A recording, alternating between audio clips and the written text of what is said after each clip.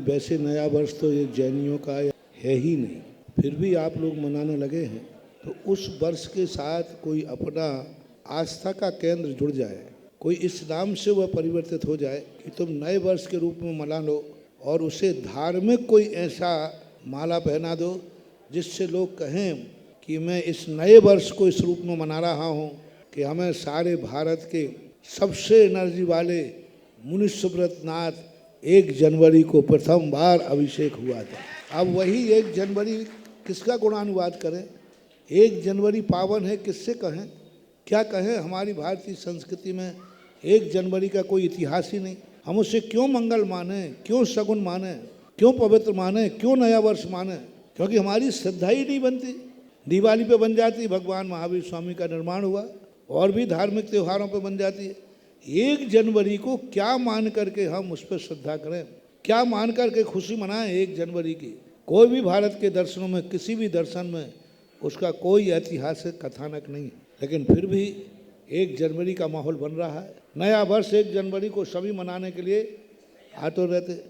अब उसका एक ही रूप है कि उस जनवरी को एक ऐसी श्रद्धा आस्था से जुड़ जाए जिससे वह 1 जनवरी भारत की भी धार्मिक जनवरी बन जाए। जय हो। और इसी के परिणाम स्वरूप वो आज भारतवासियों के लिए 1 जनवरी इस रूप में मनाना चाहिए कि हमारे भारतवर्ष के लिए सबसे एनर्जीफुल 51 भगवान का समोषण, मुनि सुब्रत नाथ भगवान का समोषण 1 जनवरी को प्रकट होकर के ज्ञानोदय तीर्थ में विराजमान हुआ था।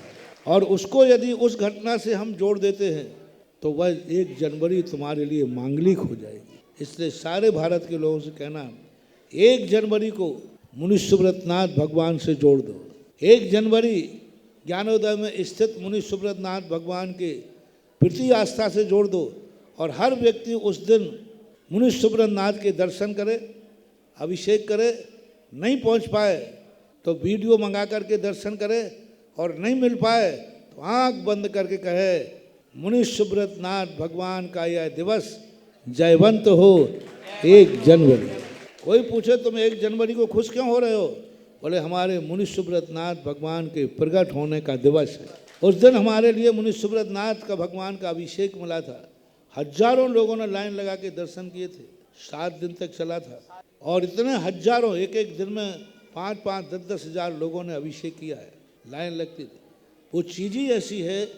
तो आज 1 जनवरी ऐसी धार्मिक कार्यों से जुड़ जाए, एक धार्मिक आस्था से जुड़ जाए, भगवान मुनि सुब्रत नाथ से जुड़ जाए, और तुम्हारे लिए उस ज्ञानोदय तीर्थ में स्थित भगवान तुम्हारी 1 जनवरी को इतना मुबारक करें कि पूरी साल में तुम्हारे ऊपर संकट नहीं आए और कभी तुम्हें संकट की आवाज़ भी सुनाई न पड़े।